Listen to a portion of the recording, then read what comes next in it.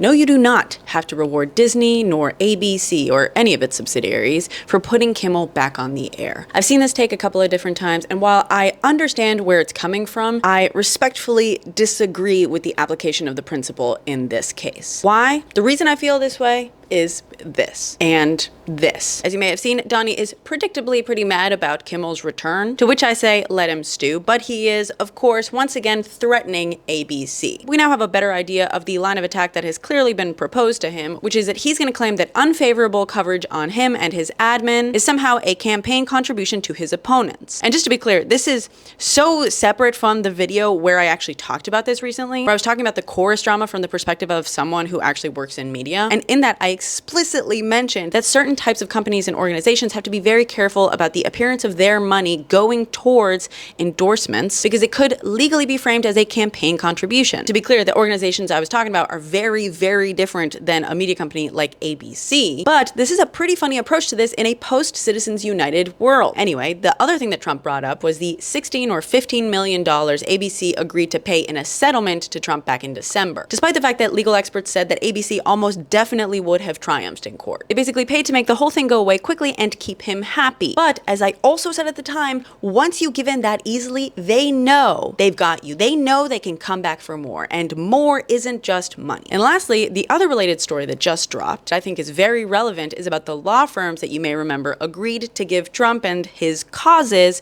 pro bono work, totaling almost $1 billion altogether. Back in February, similarly, Trump targeted a bunch of the top law firms in the country with executive orders, basically revoking security clearances and limiting access to government buildings, which is obviously a problem, and threatening to investigate their DEI and hiring practices. And then when several firms immediately caved and offered millions of dollars to causes that Trump has championed, all of a sudden that went away for them. And now that some of these firms are delivering on that pro bono work, Democrats have announced that they're going to be investigating them because they believe that this is illegal. No kidding. This is also similar to what happened to the universities that immediately caved to the admin. We are losing our rights and freedoms because institutions that actually have power in this country are rolling over immediately. So what does this have to do with not rewarding Disney and ABC for reversing course on Kimmel? While yes, boycotts are supposed to be punishment for bad behavior and good behavior should be rewarded, let's actually consider what that's supposed to look like. Typically, a boycott is about ongoing behavior, and you want that behavior to end. Let's say there's a company that sources materials in a way that you don't agree with. You may avoid their products personally, or it may be part of a larger campaign. Sometimes a boycott is effective, sometimes it isn't. They'll do a calculation and estimate what's more expensive, to continue to use the typically cheaper material that is not sourced very well, or to make that switch, perhaps spending a little more to lure in those customers. We withhold our consumption, ideally with a clear message attached, in the hopes that our lack of consumption will drive them to make a change, because they want our consumption. And ideally, even other companies will take note. But that doesn't mean that everyone has to go out and now consume that product or that company's products. And a company typically knows not to expect it. They're just trying to open the door for fewer people to object to consuming. So what about this case? First, so we're on the same page, the issue at hand here was not the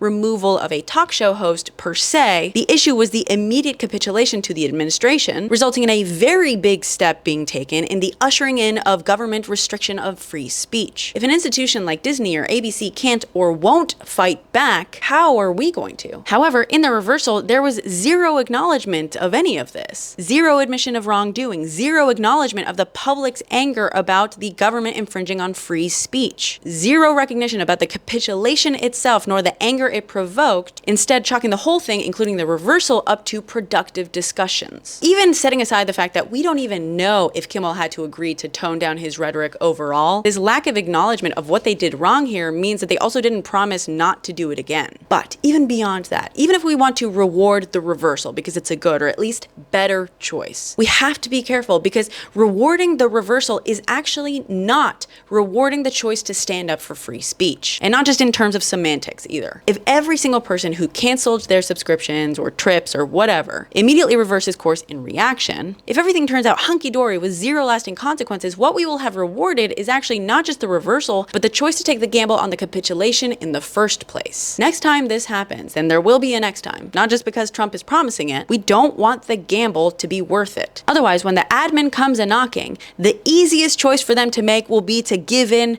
immediately. See what happens if the backlash is actually worth the fuss, and then if it isn't, reverse course and no harm, no foul. You better hope the risk-reward calculation breaks in our favor, because they're going to learn from this. And next time, they might not be so obvious. They might decide not to announce from the rooftops that they themselves violated the Constitution. Just look at Colbert. There's plenty of plausible deniability there, and that didn't warrant such a huge response. Right now, the calculations these institutions are making are that the cheapest and easiest way forward for them is to do whatever the administration wants them to do. Keep the administration happy. So that is their immediate instinct. They're happy to sacrifice a little in the moment because they think that long term, that'll be better for them. We need the answer they keep getting on that calculation to reverse. They need to be more afraid of us long term than the administration. And if it makes you feel any better, I can almost guarantee that when Disney and ABC reversed course on this, they didn't do it assuming that everyone would flock right back to them. They did it to stop the hemorrhage, or at least slow it down. And what we need them and every other institution to understand is that this isn't a choice that you can easily walk back from. They're going to have to earn our trust back. They're going to have to use their resources, their power, which they have millions of times more of than we do, to fight back. Because once the admin makes its way through them, it's coming for the rest of us too.